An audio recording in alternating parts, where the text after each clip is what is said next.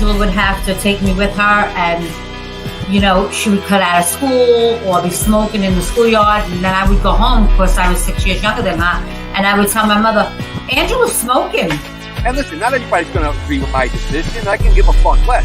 You're in that position, it's you who got to face it, then you do what you need to do. Little Ciancaglini, he gets to the jail and steal cars from Maryland and take them to Delaware to a chop shop. The inside prison in Thailand, as well as what Victor Malarek, the reporter, did to get me out of there. And I sat down and thought about it for the longest time. Okay, but once I made up my mind, it was about survival. I need to take care of my kids and take care of my family. And when a guy's not being loyal to you, how could you be loyal to him? Welcome to Chatting with Staxx.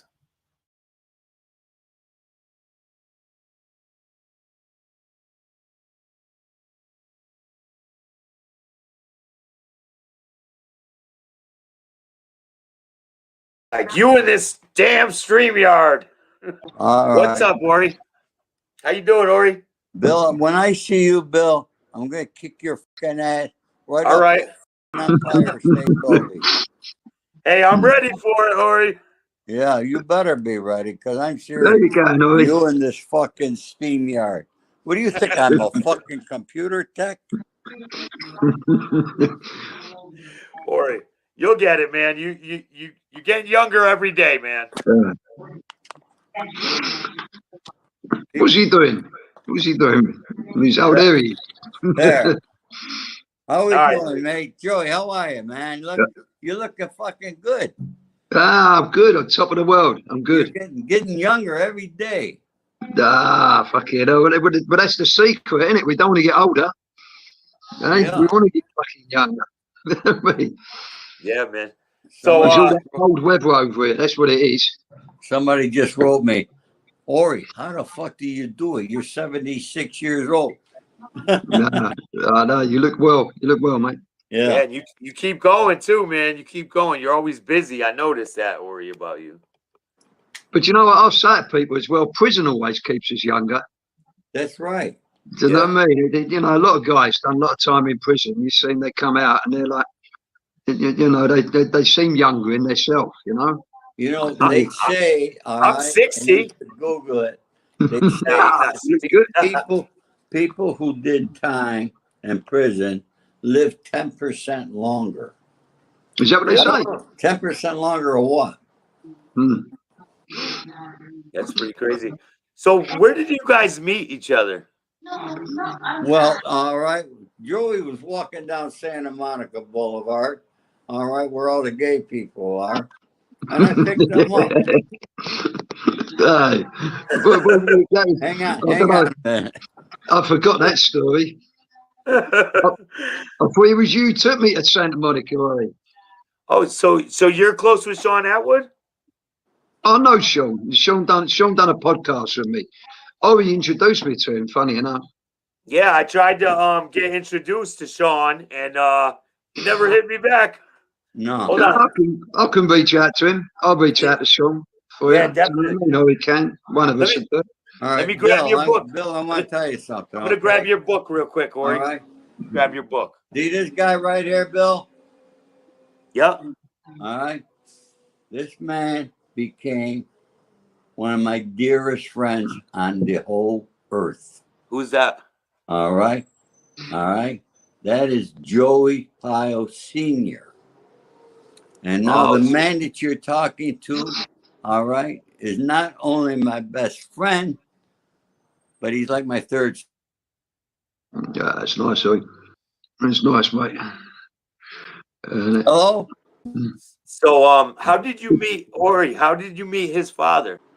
I met his father. Joey, and Danny Sims were representing Mark Morrison. Mark Morrison was a big singer of a song called Return of the Max. And it was number one in America. It was number one at one time. And Mark was a tough little kid and a lot of trouble. And he was barred from all the nightclubs over in London. So Joey arranged it for him to get back in the nightclub. and Joey and Danny Sims managed him, and they had a label deal with Warner Brothers, and I met Joey through Danny Sims, and Danny Sims is the guy that discovered Bob Marley, and Joey asked me to oversee Mark Morrison while he was here in town, make sure he got to Warner Brothers. So when he was up at the Mondrian Hotel. My son and I went, and him and my son headed off, and not too far apart in age. And my son drove him, made sure we got to the studio and everything. And then I ended up going to London. Joey ended up coming here. Well, he attempted twice. One time he got stopped at LAX. They turned him right around. They wouldn't let his father in the country. Oh, man. So he had to fly all the way back. Then I got to tell you this story. So now Joey his father asked me to do something over here, and there was some money involved. And at the same time, he wanted to get married in Las Vegas.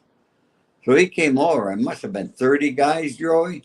Yeah, it was a big crew. A big crew. And they came in, what they did, they flew to Memphis first, got in, and then came to Las Vegas. And so they were all from London. They were all from London. All from London. Oh, man. Yeah. So do you remember that day I turned straight back? Listen to this. When they land, I'm at the door waiting for them to come in the hotel. They all come in. All right. And I meet Joey here. And Joey gets a fucking telephone call that he's got to get right back because his wife's having a baby. Oh, man. No, it was a fucking... And the baby was sick. What happened is she had the baby, and I got a phone call from like one of my guys who does all my stuff for me. And Patrick, and there's a message, phone home, urgent. So I'm like, what the fuck? Imagine we've just been flying for 16 hours, ain't sleeping, we're all partying, we're all drinking. Hit Las Vegas about 5 o'clock in the evening. I'm looking to have a couple of hours sleep, then hit the tables and hit the bars. And then I get this phone call, and it's phone home, urgent. And I phone home, and they say, it's not good, Joe. The baby might not make it. So you knew that she was going to have the baby, right? Yeah, the baby was born. Yeah, but the baby baby was ill. It wasn't supposed to be born yet, though. No, and then it was, and so then we've all of a sudden I've got on the phone, and they went, if the baby makes the next 24 hours, it will survive. I mean, what the fuck, you know what I mean? I said to Ori, didn't I? I said, I've got to get out of here now. So we phoned up. There's no flights out that night. The next flight, I've got to be down the airport 4 o'clock in the morning. And so, but you imagine now, I'm in pieces. It's my first son. I'm in pieces. I'm like, I don't want to go out drinking now. And managed to get out, and thank God, when I got back, as I turned around, my boys Patrick and all that met me at the airport. And as soon as I walked out, they went to me, Joe, he's all right. He's fighting. And they rushed me straight to the hospital, and thank God he's all right now. He's how old's Sonny now? Sonny's 19 now. He's fit, strong. You know what I mean? It was a funny story though, Ori, wasn't it? And I remember Ori as well, because my father and all them guys, I didn't want to spoil their time. They've all gone out at a party, and they said, Joe, we're going out for a drink. Do you want to come with us? I went, I'm not in the mood. You know what I mean? I can't fucking go out. So did you tell them? Did you tell them that you had? Yeah. Yeah. My father said, do you want me to come back with you, Joe? I said, no, fuck, you're getting married. What can you do anyway? I'm only going to go back and sit in the fucking hospital. You stay here, enjoy yourself. Yeah. And they all went out party, and Ori sat with me, and we were sitting in a hotel room, and Ori was like, keep your chin up, son. He's still alive, and think positive. I was fucking, yeah. But thank God, and you guys ended up having a great party out there, didn't you? I missed that one, didn't I? Yeah, how was the party, Ori, down there in Vegas? Oh my God, you wouldn't believe it. You would not fucking believe. I was doing the concert with Wyclef John, all right, and a bunch of other singers at the Aladdin Hotel at the same time. Yeah. Now, I got to tell you something. I don't drink a lot. I might have a shot of tequila at nighttime, all right? I'm not a big drinker. I don't know why. When I'm around with these guys in London, I fucking drink. But now I had a lot of work to do that night. We had the show going on. These guys, all these guys from England, they're at the fucking bar causing a problem. The hotel's calling me, telling me to take care of that. I'm going back and forth with the whole. They're asking me, when's the lead singer getting up? And I'm going, when you pay me the fucking other half of the money. They said, what? I said, yeah. I said, the deal was 50% up front, the other 50%. They're running around. Now they come back to give me a check for 75 grand. I go, what the fuck am I going to do with this? They brought me to the cage, brought me behind the cage and cashed the fucking check for me. Beautiful. Then I walked backstage. I told the first singer, go up and sing. Oh, man. Do you remember that night? Do you remember one of the guys? You remember Dave? Dave, who was with me dad. He was like, you remember Dave? I don't want to say his second name, but Dave, he was like a very menacing looking guy, got the eyes and Dave T, not Courtney, the other Dave.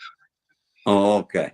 Yeah, and he got so drunk, he forgot what hotel room he's in. So he's standing there and he's saying he's trying to find where he's staying, on what floor, and he's gone down to reception and they're going like, what room you in? He's going, how the fucking hell do I know? Oh no, just get me my room. so he said, what room you staying? Where's your key? He went, I've lost my fucking key. I've lost my key. What's your name? He went, I don't know my name. All I know is I've come over here with Joey Pyle. So they've gone and knocked me dad up with this Dave about 5 o'clock in the morning. And they're gone, do you know him? And my dad's gone, yeah. And he's so drunk, my dad just got him in. He's collapsed on the floor. So my dad's left him on the floor. And and that night, when my dad got back, he ordered a steak and chips. And he'd had a cigarette and he'd used the what was left of the steak. He stubbed the cigarette on the plate. And his mate Dave has been waking up. He's woke up about 6 o'clock in the morning. He's eating all the fucking steak and the fucking chips and everything. You know what I mean? You know, that was the first night. That was. Now, look at. I want to tell you something, Bill. All right, there's nobody that I would count on, any gangster anymore in the world, except for Joey and his people. All right. I know that they, without hesitation, they'd be there for me in an instant. Yeah. Okay. Those are the kind of friends to have. You have no idea how good these guys are. I'm getting a sense. I'm getting a sense of how good they are. On the other hand, it's really fucking funny. Okay. Those are the TV shows in the fucking daytime. All right. That's the keep down a bit, babe. I used your father. I never. How the fuck you guys do this? You're on fucking TV and then you're going out robbing banks at night. So that's what they were doing. You were on TV during the day, robbing banks at night. Yeah, and England is a lot different. One night, I'm in England. We were out all fucking night drinking, and then Joey calls me in the morning. We only had a couple hours sleep. He said, look at it. Today's Sunday. He said, why don't I come over? We'll just have something to eat. No drinking today. I said, you got a deal. So he comes over, and in the pub, there's a restaurant on one side and the bar, and everybody's watching the football game on the other. So Joey and I eat. We get finished. His father. He says, let's just have one. So now, all right. And the way we used to drink was we'd have champagne with Red Bull, then a shot of something, then a beer, and just keep going. Oh man. Now Joey and I at the end of the bar, and where they're watching the football game, it's packed. And I look down, there's this little kid with a pen and paper. And I look at Joe, I said, what's this kid want? He said, he wants your autograph. I said, what? He don't even know who I am. He said, no. He said, they love gangsters over here. Oh, they do. He should sign. Am I right, Joey? Yeah, I know. It's crazy. It's crazy because you've always had that, especially in London. You know, we were like with the Cray twins. Yeah. You know, there's always been a big what they call celebrity gangster thing. You know, it's a bit like people love the romance. You know, people love the Jesse James, the Frank. You know, Jesse and Frank James. You know, yeah. And like that's what we've always said over here. You know, I mean, we're fucking outlaws. You know, I mean, we live life by our rules. We live life by our morals, and you know, we live life by what's in there, not what some prick tells us what to do. You know, yeah. And so you know, people love that. And when Ori come over and everyone's talking about us, and you know, we got a mafia guy over there. You know? Everyone wants to sign his autograph. You know, everyone wants his autograph and everything. You know, you've got that in London. And you know, it's like that. I don't know what it's like too much. Well, there's a lot of things in the States, isn't there, lately? What we say, you know, it's picking up. So did your dad have any dealings with the Cray twins? Yeah, Jesus, God. You know, my father was Ronnie's best man at his wedding. Yeah. You know, but the Cray twins were, you know, you got to remember, we've been in London for 35, 40 years. The Cray twins were in London, controlling London for 4 or 5 years, and then they got busted. And then they got put away for life in prison. So they were tough guys. They were street kids. They were tough kids. They were tough guys. But their life was finished at the age of 32. Yeah. Do you have any situations you could tell that when you guys were involved with them? Well, I was a kid. You know, I was 1 year of age when they got put in prison. Yeah. You know, there's plenty of stuff. You know. There's, Let me tell you, my dad was on death row. Compare his father with somebody. I compare him. I say he was the Frank Costello of London. Joey and I, we thought we can get more done with our brain than with a gun. And now Joey is the man. Joey visited Ronnie and Reggie, over 300 times, Joey? I was up there every week. I was seeing Ronnie every single week because he was under what they call hospital. He was in like the madhouse. So it comes under hospital regulations. It's not like a normal.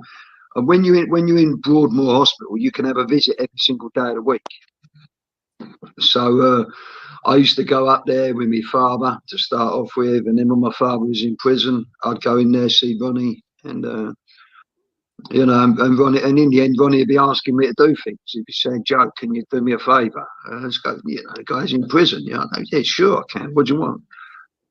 And then, you know, I was doing bits and bobs for him, and we become pals. Me and Ronnie, you know, we was friends, and you know, I like Ronnie, you know.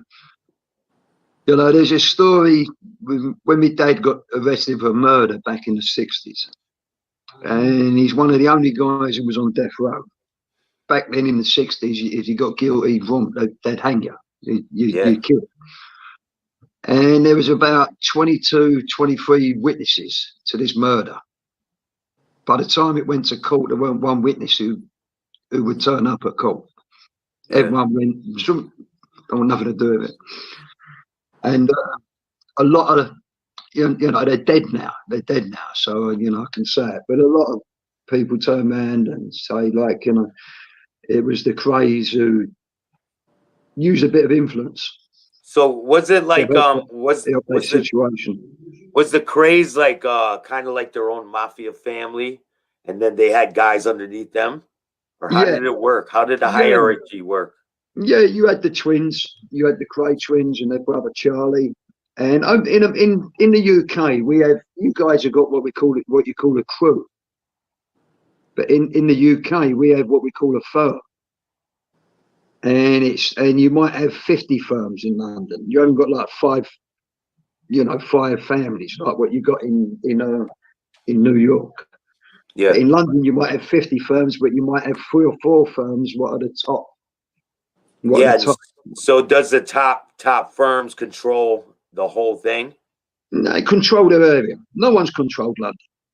No one has controlled London. You know, there's a lot of talk of people turn around and say the Crays controlled London, these guys controlled London. You know, street guys, we don't talk like that. You know, someone could have the biggest gang, the biggest crew in the world, and have more money than anything. But if that guy wants to kill me or wants to have a fight with me, I'm going to have a fight. I won't want to fight with him. But if what's the alternative? I become a punk, or I run away. Well, that ain't happening. So, you know, to turn around and say someone runs London, he's like, you know, you can run London in ways of people respect you, but there's always tough guys. Yeah. You know, there's always tough guys, and there's a lot of tough guys in London what ain't in books.